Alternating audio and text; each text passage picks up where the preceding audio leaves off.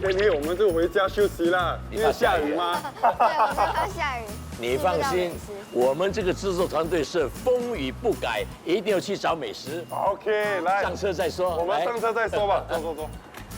啊，来，上车喽！哇，出发了。走吧。哎，你们有没有发现哈？天气会影响我们的胃口，好像大热天你想吃什么，冷天、下雨天又想吃什么。今天刚好是下雨天，对，下雨天就比较想要喝热汤。我们的这个想法有点接近。我想吃火锅。火锅，早餐吃火锅，不是啊，是午餐吃火锅。午餐啦，午餐吃火锅真的不错哎，火锅。我们的食材还不知道，不然我跟你讲，还是由他来开这个东西啊，他来开，看看什么食材了，呀，今天看看是不是你爱的火锅。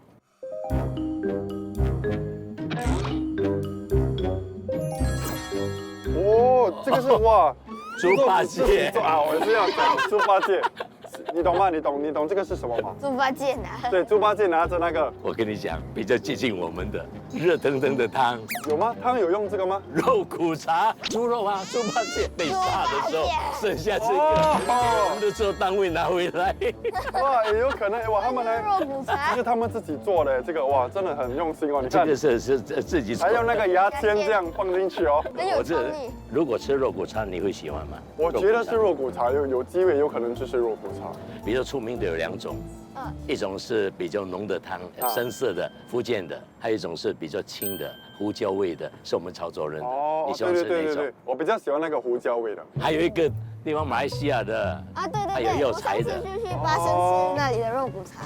哦，就是吃肉骨茶哦。吃过了。哇，像我们那个味道怎样？那个味道真的有一点药材味哦。药材味哈，如果是传统的话，当然肉骨茶蛮传统的啦。对。但是还有很多猪肉做的美食也是很传统的。哦，我知道，那个东坡什么？东坡肉啊！哎呀，我是想到新加坡的烧猪、烧乳猪，还有那个什么，现在他们就是有一种排骨。拿去做什么？有啤酒排骨啦，还有那个什么咖啡排骨，也是啊。对，咖啡排骨啊，这个是比较创意的。还有那个咕噜肉，咕噜肉，对吗？啊，那个厉害，太厉害！我都突然想不起来。我们好像很肯定今天是猪八戒的。我觉得是猪了，可是我们是吃什么，我们就不知道。我还是觉得第一道有可能是肉骨茶。跟你讲，肉骨茶的话，大哥我就泡最好喝的功夫茶给你们喝。泡功夫茶，我是已经学了很多年了。我们真的很幸福哎，所以我真的希望是吃肉骨茶。你可以帮我们 OK 啊，海哥带我们去中巴路，我们要去吃肉骨茶。如果是错的话，我们吃了这个早餐了，我们才去做节目。我是一厢情愿的，我这还是看看。不是，我开了，我开这个，我开这个，我们看了。噔噔噔噔，1、2、3，哇！哇！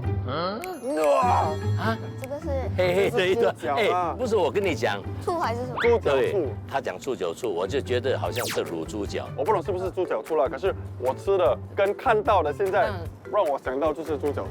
我的看法跟你不一样，通常猪脚醋是剁成一块一块，一大块的比较少，但是也不一定。老实讲，我觉得比较像肉骨茶的卤猪脚。有可能。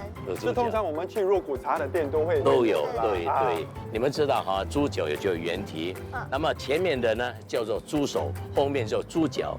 猪手呢是会比较有肉一点的，猪脚呢是比较没有肉，是骨比较多。我在吃肉骨茶的时候呢，我很喜欢订那个后蹄，它的皮下面有一点点筋，真的很好吃，你不容易腻。其实猪的内脏也是可以吃的嘛，我们吃龟脏那个粉肠啊，以前有肺，有猪心、猪肺、猪肠，全部都可以吃，有，还有猪杂汤，对，那个猪肝。但是你讲的对，现在有猪脑，有吃过吗？我知道，我不敢吃，但是我跟你讲，猪脑只是他们先去买回来炖给孩子吃，猪脑。我小学还是中学，我妈妈有买过1、2次让我试吃，然后我就觉得很好吃，我就这样一直买，就一下子1、2年这样而已啦。已经够了，这样我证明你有吃过猪脑，所以比较聪明，所以很多东西都猜到。但是我跟你讲哦，现在你刚才讲的那个果汁啊，还有猪杂汤啊，现在我觉得慢慢失去那种古早味。以前我那个60年代，我还可以吃到什么猪肺，还有猪血。那小安，你要趁现在吃，有可能以后啊，有些那些对部分就没有了。但是卤猪脚，我觉得变化不大，因为我们潮州市的卤猪脚里面一定有那种香料包，所以到现在那个做法是一样的啦，都是一定要这样做的。对，所以等一下我们去吃。 OK。我们3时刻要去吃传统美食喽！哎，你们看，这里是我们来到东海岸买干正是中心的，走。哎，来，哇，小心。哎，搞不好哦，这个制作团队给我们一个惊喜，不是肉骨茶店呢。走哪里？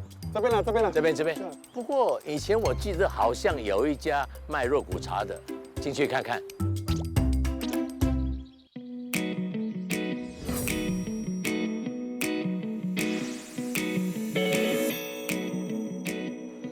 哇，很厉害，有吃猪脑的，被我们猜中了。果然真的是卤猪脚。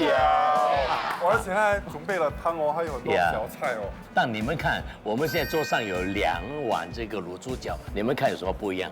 这个就有那个皮啦，还有那个肥肉，对吗？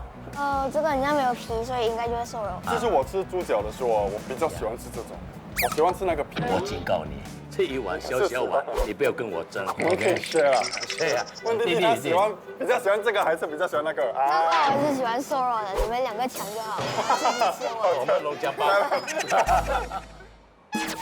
我们这间店是创于1963年，这几年人的口味会偏淡一点，所以我有稍微改良一下。可是那个材料跟烹饪的做法都照着我父亲以前传统的方法，一直没有改变。做这个猪脚，我们是用猪的后蹄，我们有分2种，一个肥的，一个瘦的。首先那个猪蹄我们需要清理干净，然后我们要用那个喷枪来处理残余的毛。 那个的作用也是可以让那个皮能够保持结实，煮的时候它就不会烂掉。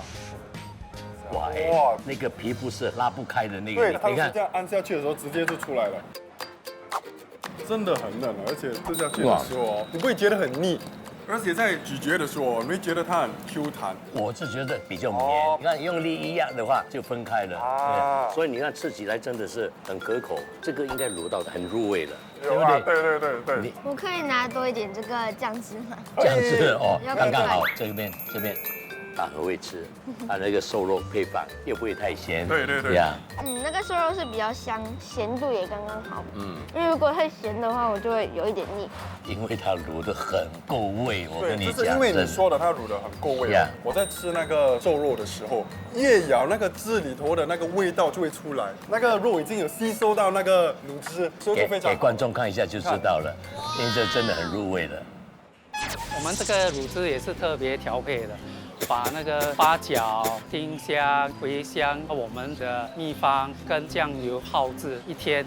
煮的时候，我们就要把那个猪脚排在那个锅里，放水，放那个秘方的粉啊、酱油，放蒜头下去。那个火候很重要，需要我们煮3个小时，可是每15到20分钟需要去看一下，需要调，火不可以太大，也不可以太小。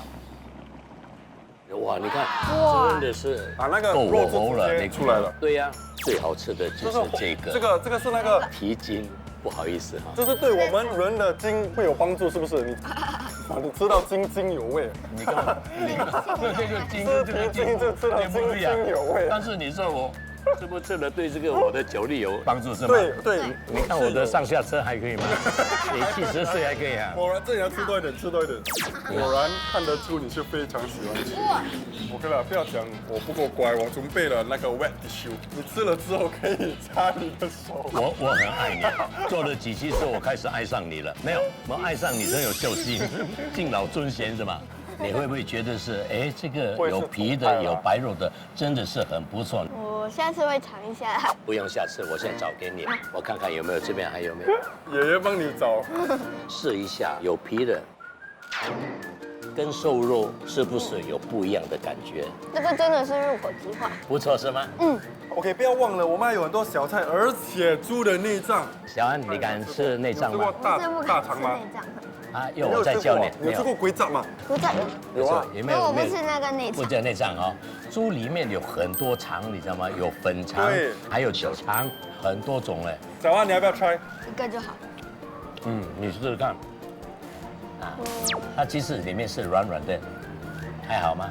我觉得它跟那个猪吃到皮大肠的大概一样啊。呀，对哦，跟猪皮差不多呀。不如你就吃这个啦，猪的耳朵，软骨，我觉得你会喜欢这个，对吗？里头是脆脆的，脆的，然后外面那个是皮。很好吃是啊的， ，OK 下次会再吃的。所以我们做这个节目一个好处，我们3个不同年代的人，虽然东西是食材是一样，但是吃出来的感觉不一样，大家分享。我觉得有什么好处就告诉你们，你们有什么好处就让我知道，所以我们这样吃起来3个人就有不同的看法跟享受，对不对？吃了古早味的卤猪脚，下一节就要去找跟卤猪脚有关的食材啦。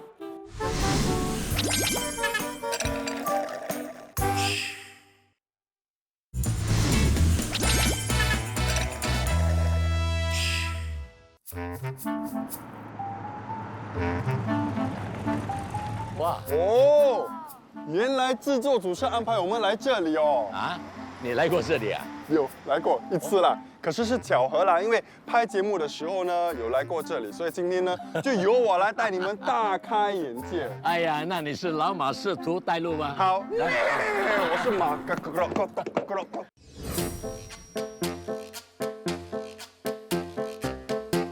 Hello，好久不见，好久不见，欢迎来到南洋酱油厂。应该是老板了。当然是老板。来，你好，你好。你好，你好。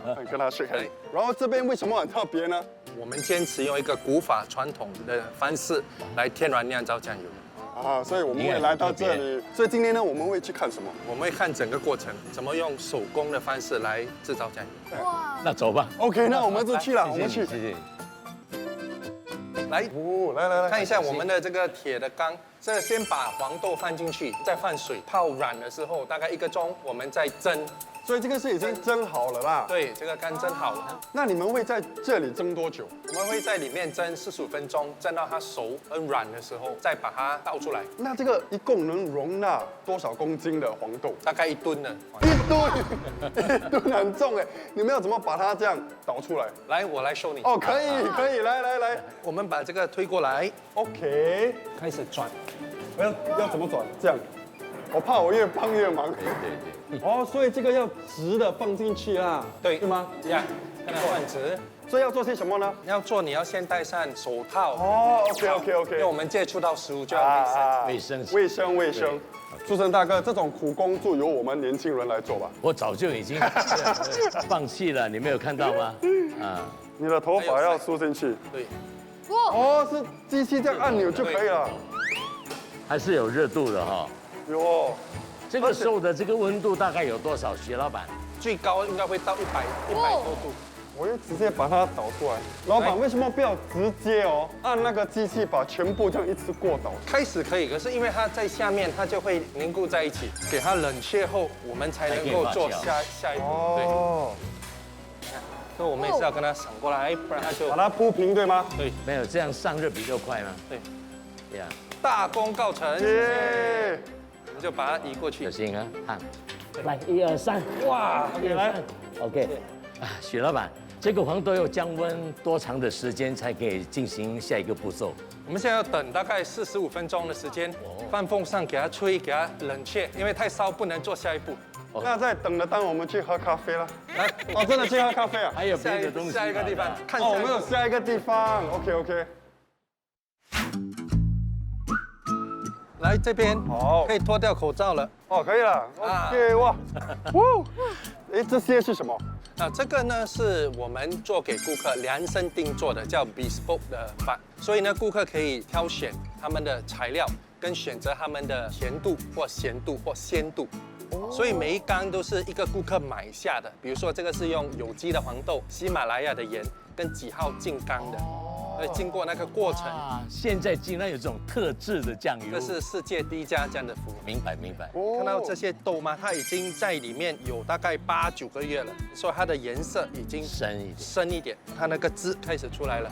如果从这里你这样闻一下，也是会闻到一个饭香味，那个豆发酵的那个鲜味。所以它这个豆呢，在这个缸里面日晒雨淋，在这个大环境用太阳能来晒这个蛋，让它天然的发酵。这就是古法手工天然酿造的过程。是。下雨的话要怎么办呢？下雨的话没问题，因为这些钙它的雨打到它不会进去的，它里面其实还有一层保护。有原因吗？你们特地用这种钙，因为为什么不要用塑料啊，还是其他的钙？塑料会融化，太强了。也对。在太阳底下，对，还有产生一种毒气，对，还有那些不好的 microplastics 这些。所以这个是最好的。这个是藤做的，用竹的。对，古法的也是这种。其实我跟你讲，这看得出我们老祖宗的智慧。对。但是我还有一个问题，就是下面的颜色肯定是有点橙黄色的，是。然后这边比较黑的，是不是还可以用？这个上面那一层它是会比较 oxidize， 所以它会比较深色。我们会从里面抽出它的那个精华。许老板，那你可以跟我们解释一下手工古法酿制酱油跟普通一般的酿制法有什么不一样吗？手工古法酿制的方式需要一个漫长的时间，9个月的时间。那如果是用现代方式呢，一般都是化学跟机械化了，只需要仅1天的时间。仅1天。可是我相信做出来的成品应该也是不一样的。不一样，肯定不一样。哇，我们说了那么久，里头的黄豆应该是凉的了。再换我们了，再换我们了。那我们进去吧。来，迫不及待了，迫不及待了，我们走。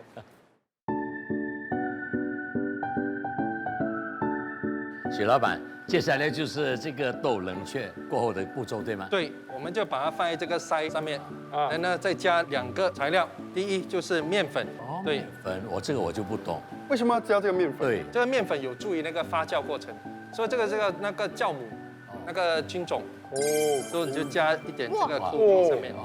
所以我们就把它按摩均匀的把它分配出来，主要是让它比较容易发酵。因为那个酵母听说也是活的嘛，对不对？对，这个菌种也是有一点特别，就是我的外公那时候从福建过来的时候，他就带了这个酵母，所以这个是一代代传下来的。所以老板制造这个酱青和酱油有什么不一样的？所以酱青呢，它的那个过程呢是刚才所说的拿出去晒9个月。那酱油的话呢，我们需要加多一些材料，跟发酵更长的时间，它就会变得比较浓缩。那颜色也不一样。对，颜色会比较深，所以 OK， 这样就可以了。这个筛 OK 了，那我们就要把它放进发酵室，放3天的时间，我们就拿出去下缸了。3天就可以了。对，那这些已经对这边的对这些就是它发酵后它有一层青色，就是那个发酵的那个豆。这个发酵室也会这段时候感觉非常的热，因为它产热发酵的过程。因为每次发酵我一摸到下面它是对，是在最烧的，可是很神奇的。这个发酵的过程有没有在指定的温度里头呢？对，有一定的那个温度，就像新加坡的这个常温20多度。但是也不能密封。对，所以我发现你的窗口是开着的，对，是没有给它通风。老板吃酱青的时候每次都是咸的，可是我都没有看到盐，这是为什么呢？因为我们现在没有放到盐，进缸的时候再加我们特制的盐水。特制的盐水，对，这是传统古法的做法，所以不用浪费酱油。对喽。那我们有没有机会去品尝一下你已经做好的？有，这个步骤是必须的，必须的。OK， 来。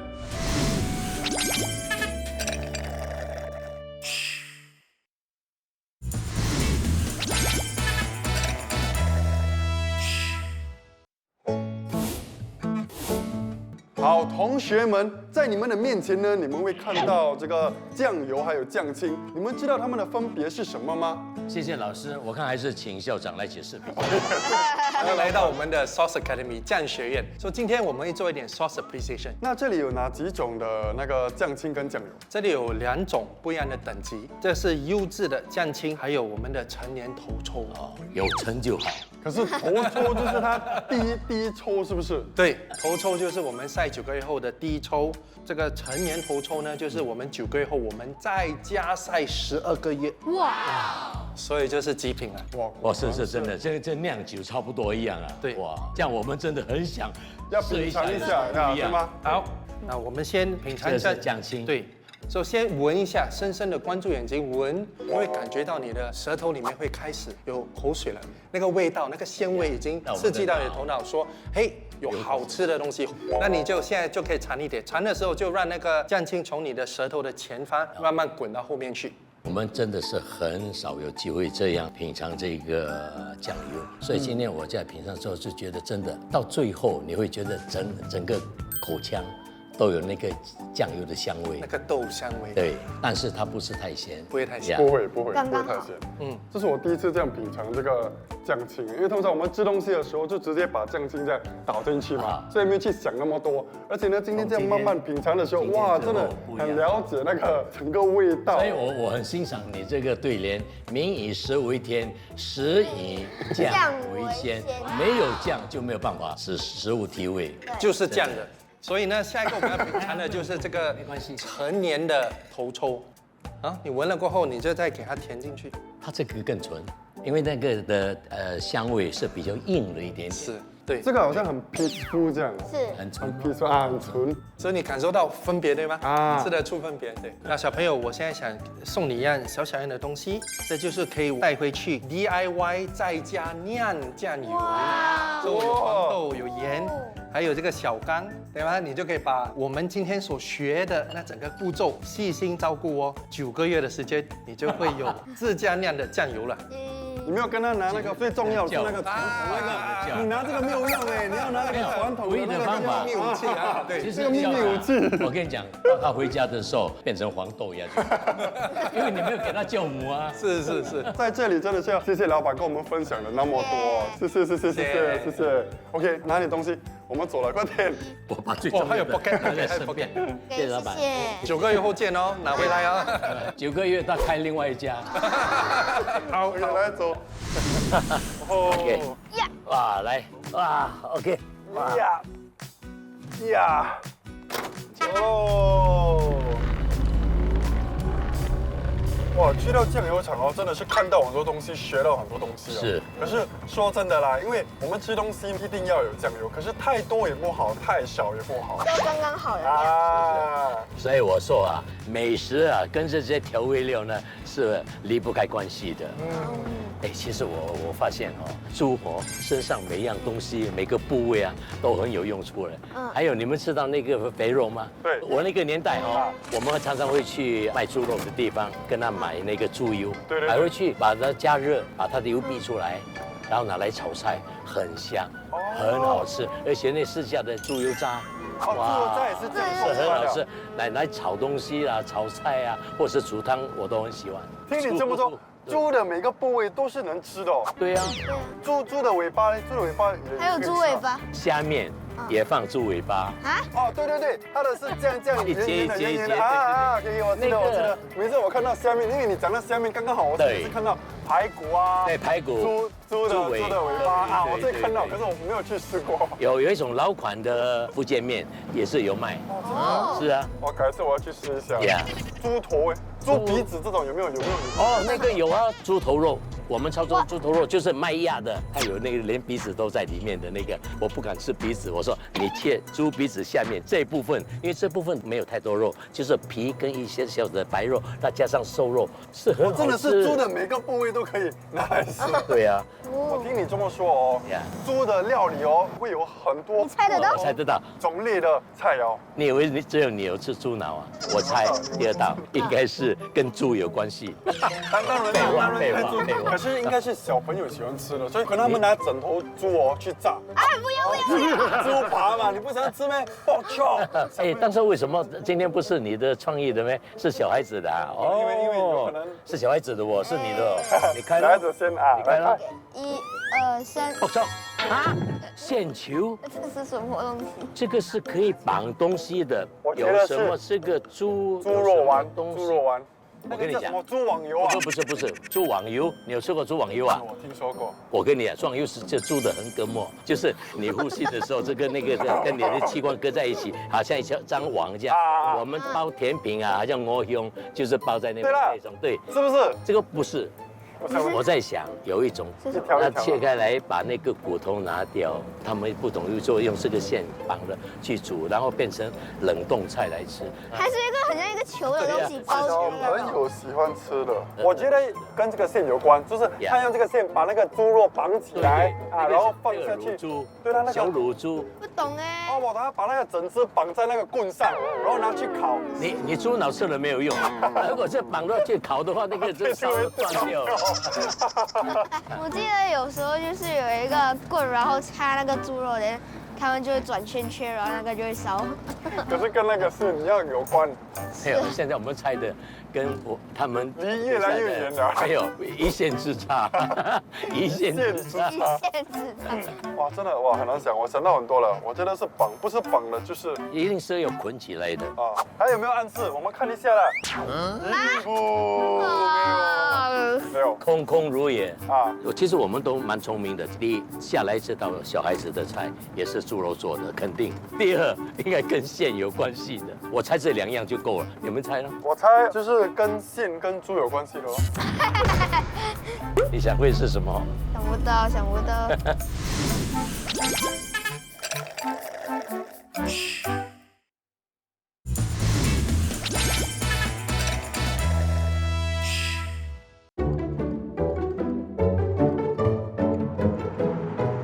到喽！下次。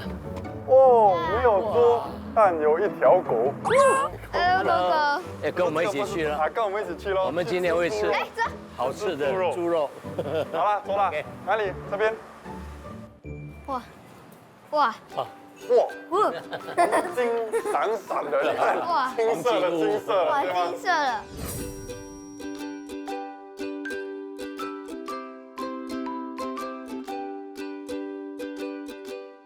哦，所以你们今天要吃什么呢？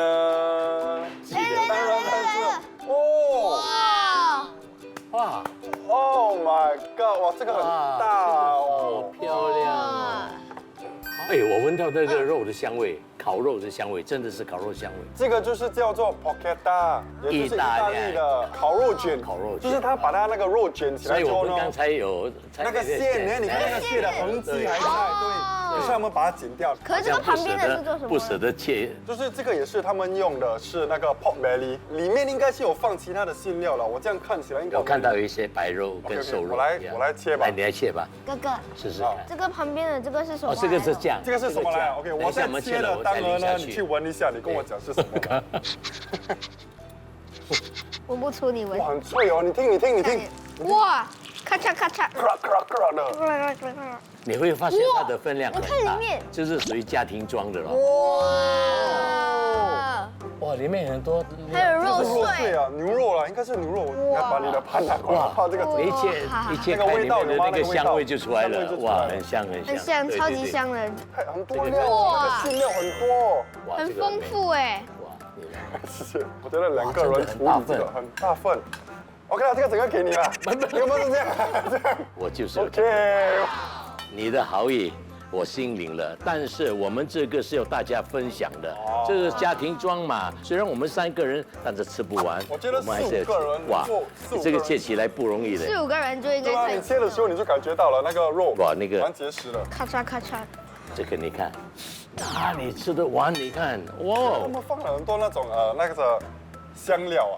对。还有 rosemary 咯。然后我还没有 parsley 啊 ，parsley 也有。我跟你讲，你看烧肉那些汁还在，你切开来那个汁，所以这个火候拿捏的真的好。真的，因为我觉得不容易，因为你要弄到外面很脆哦，可是里面不要煮到太熟哦。你看它的皮跟油，对，然后这个瘦肉也沾了一点点的油香。啊，我跟你讲，等下吃的时候那个味道肯定相当不错。而且今天我们的制作组呢是特别为我们的小朋友准备这道菜的。他的 croak 的声音，但是吓到他的狗。这个超级脆的，超级脆啊！那你还不吃？留到最后吃吗？哦，好的，留在后面啊。对。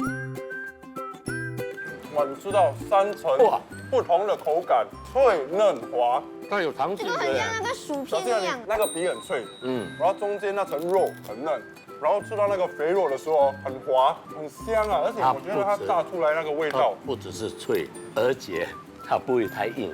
这是瘦肉，它是应该有嚼碎一点吧，里面还有一些香料，好像 rosemary 的味道。我觉得这个真的很像那个饺子里面的馅料。因为嚼碎了是吗？对啊，哦，就是那种炙肉的一个感觉。我知道你很喜欢。好吃吗？你喜欢吗？小孩子可能喜欢这个，用的是比较碎一点的肉，可是我觉得它有用那个陈啊，陈陈皮、陈皮的味道，好像有一点有点点哦。酸酸的，对吗还有？再加上 rosemary，你吃了觉得怎么样？所以我觉得这个很多汁很香，然后又有一点像我每次买的那个烧肉饭，哦，烧肉烧肉饭。这个是有一点酸酸的，那个是比较偏开胃啊咸一点。呀。但是我觉得这道菜啊是酥脆而不油腻，它里面虽然是五花肉，但是它烧了之后，这边还是脆，这边还是很滑的，很嫩。而且我觉得另外一点就是它的那个分量很多，不止我们3个。我觉得如果多2位呢，我们还可以跟他们分享。它就是餐馆是专门给家庭餐的，所以改次你可以所以带你爸爸带你来这里吃跟小孩子可以一起，大人跟小孩子一起分享。所以我可以请我的朋友来。不只是我们有口福，还是特别为你的设计的。对 OK，你还满意吧？好吃哈。我们的 Bocchetta 是用黑猪肉做的，库布特的脂肪比普通猪肉多，适合制作这道菜。而且里面有香肠，我们的馅料增添了风味和口感。首先，我们在猪皮上炸空，过后我们用soda的涂在猪肉上，之后我们要在猪肉上划刀，抹上腌料，等待1天。1天后，我们将猪肉从冰箱中拿出，并涂上特制的香肠馅料。下一步，我们把猪肉卷起来，放进烤箱烤90分钟，这道菜就完成了。哇，那汁怎样？淋一下汁比较我好，看一下，比较不会那么单调。但是这个汁，这个味道我吃不出。好像吃过哎，好像是那种柠檬之类的。但是我觉得不管怎么样，加了这个酱汁之后呢，我觉得更加开胃。而且呢，这个哦，你拿的时候，你这样 rub 一下，你以为是哦，神灯啊，那个神灯，阿拉丁摩擦一下啊，什么意外？但是你不要摩擦到那个汁跳出来。没有嘞，你骗我。没有啦，开玩笑的啦。其实我们面前还有2道配菜，哎，这蛮特别的这个很特别，因为这个是我有吃过，可是我比较少见。这个是那个 baby cabbage 啊， Brussels sprout 啊，哦 Brussels sprout 对吗？啊，这个叫球子甘蓝，一粒一粒像球子这样，它在那个植物的干上面。哦，所以这个跟 cabbage 没有关系啦，但是我觉得它有一点点像小 cabbage 对吗？这样好像小的 cabbage 哦。你看这样子切半的时候，真的很像小 cabbage。还有这个薯泥，哦小孩子很喜欢的这个。我觉得没有，它没有加很多东西。我觉得那个薯泥的成分比较哦多，因为你 OK 吃得出那个薯泥的味道。就是薯泥的葱而已。我觉得他们没有加了很多调味料或者是其他东西，对吗？所以我觉得你会喜欢。这个可以接受吗？他问你，我已经蹲下去了，接受了。小朋友，老实说，如果一家大小能够坐在一起，这段丰富的佳肴哈，哇，那个感情一定很融洽，很亲密，对不对？对。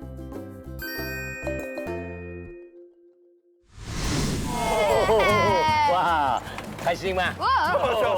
你再看到他的脸。哇，等一下，可以了。有酒。那么你在摸肚子啊？我吃到很饱。这道菜叫什么？意大利烤肉。烤肉卷，所以意大利烤肉卷。你看讲都对了，我们每个肚子都变成意大利。吃了做肚子变成意大利。可是真的啦，那道哦真的是适合全家人一起来吃的。其实我们3个人吃已经很饱了，4、5个人我觉得是刚刚好。因为它是很特别的烤肉来的，嗯但是我跟你讲，老一辈的很喜欢吃一种叫潮州式的卤猪，对。哦，也是很好吃。我跟你讲，它的皮比这个还薄，肥肉不多，真的很好吃。哇再加上一些酱料哦，甜酱啊就很好哇吃。所以我发现哦，一头猪里面哦，什么部位都好吃是。了，我们这一集就是一直在讲猪的部位，每一个部位都能吃。所以猪八戒就是在打喷嚏。我跟你讲，接下来我们要吃什么呢？我们刚刚吃完，对了，我觉得们要你比我冲动很多，年轻人很冲动。我现在是尽量让我消化。我现在吃饱了。第3道，我觉得我们可以在猜的当儿消化，对吗？我们慢慢你刚才猜已，经跟动我讲脑筋吗？你上车你说哇，我很想睡觉，然后你要假是吧？让你自己清醒是吗？对了，就是要动脑筋，不然我 OK，会睡觉。老人家陪你， OK 小孩子陪你，来， OK，我们一起啊怎么样来我们 OK，开啊开。 1、2、3。开。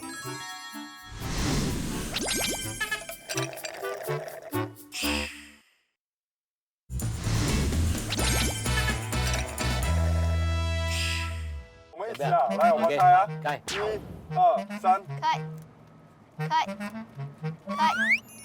意大利。我们不是刚刚说意大利喽意？大利的国旗吗？这个暗示不是很好啊，这个丢掉。你不要丢，这个可以给小孩子。对咯，只是我们意大利可人。是为什么意大利？我们刚刚就吃了一道意大利的美食了，我们可能刚才意大利，再加上这意大利是两大意大利。哎呦意，大利是什么？可以是什么呢？猪。意大利有什么？还有猪有。冰淇淋，猪的那个冰淇淋。冰淇淋。我乱讲的啦，其实我讲不到。我觉得意大利最出名不是它的冰淇淋吗？我觉得是它的比赛。披萨哦，哎，意大利是难比怪，赛。所以你知道为什么讲披萨？因为是披萨。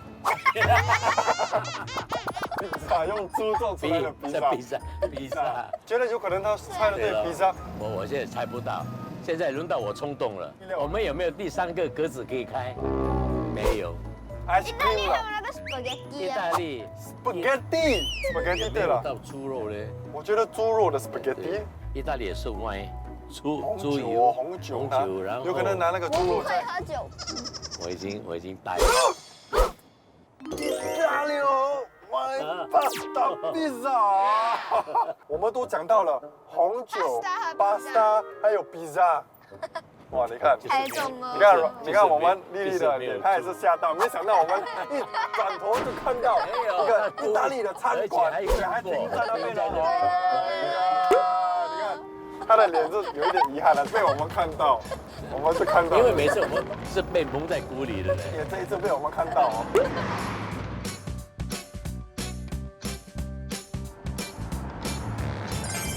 OK，来下。来到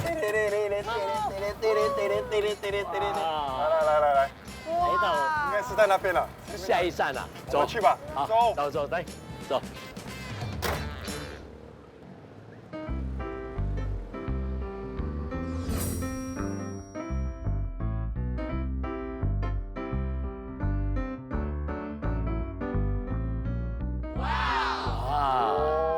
今天这一道跟意大利有关的菜肴很有特色，卖相是不是很特别？我们看到那个橡皮擦意大利嘛，所以他们是意大利面。我还没有尝到，但是我看的时候很像面线。哦，然后意大利不是那个3个颜色吗？这盘都有了，绿色、红色、白色。也对哦。所以我跟你讲，你闻一下，我觉得川菜的味道很浓，那个麻辣红油的味道。本来是这样，有一点辣。所以这道菜我觉得是中菜西煮，它的摆盘用的食材有很多东西都是西餐的。哦，这个是川菜 fusion，很适合你们年轻人啊。对呀，它里面还有青辣椒，对，还有生菜。我这里里面没有。你没有了，因为你不能吃辣吗？还有 cheese 啊，对，是白 cheese 来的。对，还有一个是个面包，哇，然后但是很特别哦，它还有一个半生熟的蛋哦。所以你要把那个蛋搅在一起，这个是蛮特别的。我一开始搅的时候，那个麻辣那个味道就开始出来了哦。喏，其实麻辣有它吸引人的地方啊。当你吃过之后，你会觉得哇很辣很辣，可是后来你会怀念。很喜欢那个麻的味道，对吗？是，它这个真的是意大利面哦。Angel hair，他们叫做 Angel hair。我试试看。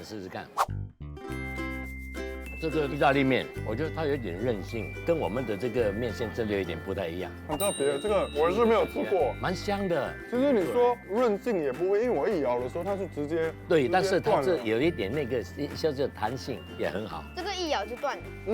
很特别哦。就是因为它煮的过程，还是因为那个面本身就是这样。我不懂，因为我比较少吃这个鸡。我这个也是，我这比较少吃。我们这一家店呢，其实是以一个没有那么多中餐元素的感觉而设计的，所以当你走进来的时候，你不会感觉到它是一个四川或者是中餐的一个餐厅。摆盘啊、烹饪方式啊，都是以比较西式的方式来呈现。大家都知道 Bolognese 是一个意大利的 pasta。传统的意大利的菜是用红酒啊、番茄啊来做牛肉的臊。那川菜它有担担面或者是宜宾软面。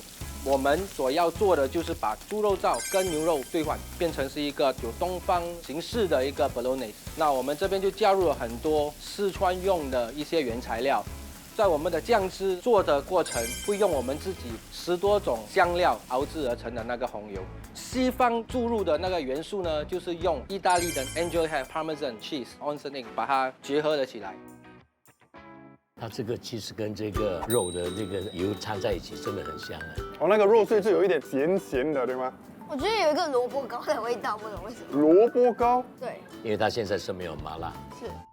如果顾客不吃辣的话，我们平时都会加一点卤水，然后就没有放我们自调的那个酱料。可是我们的卤水已经7年了，所以味道还是很浓郁的。那如果家长不要让他们的小朋友吃那么多调味料的话，我们也不放那个卤汁，就是单纯的那个肉燥，小孩子也是会很喜欢。对，我觉得那个肉碎他们炸到很香，然后配上那个面的时候，还有那个麻辣油哦。全部放在一起吃的时候，我觉得，因为它这个肉都是瘦肉，这道菜真的肯定是中西合璧。你看我们的这个肉碎的这个做法爆香，其实很中式，但是跟我们的这个意大利面配在一起的话呢，吃起来真的很特别。对，因为我觉得这个肉碎呢，你配面的时候，它就提味嘛，那个味道，因为它本身就很香了，而且呢加上那个麻辣的油之后呢，它就更香。然后你跟那个面一起吃呢，就完美了，对吧？你是不是觉得这个烧肉很香？而且你们有没有发现它的烧肉原来颗粒很明显，所以这个我们吃起来口感应该不一样。而且有一点比较脆啊，对，还有他讲的比较香。你家里的肉碎都是用水煮的，可是这个是用炒的，所以味道会比较香一点，然后比较所以说这个节目的好处就这样啊，对吗？可以吃跟平时吃不一样的东西，对，对不对？现在我已经吃了没有下那个蛋的，现在我来半生熟蛋，放这个下去的话，肯定不一样。我现在才发现，我做这个节目啊，我改进了很多我的饮食习惯。这种蛋我不敢吃，但是我没有办法做节目我吃，才发现它的美味。OK， 我先吃蛋白，全部啦，整个蛋放进去，连蛋黄都加。对。OK， 连小安都说把整粒蛋放进去。OK， 我试试看啊。蛋黄下去之后，这个面真的滑了很多。对，那我就说嘛，那个蛋白蛋黄的味道，还是那个有麻辣红油的味道。对，非常意外。为什么？这道菜真的有给我带来惊喜，真的太可口、太好吃了。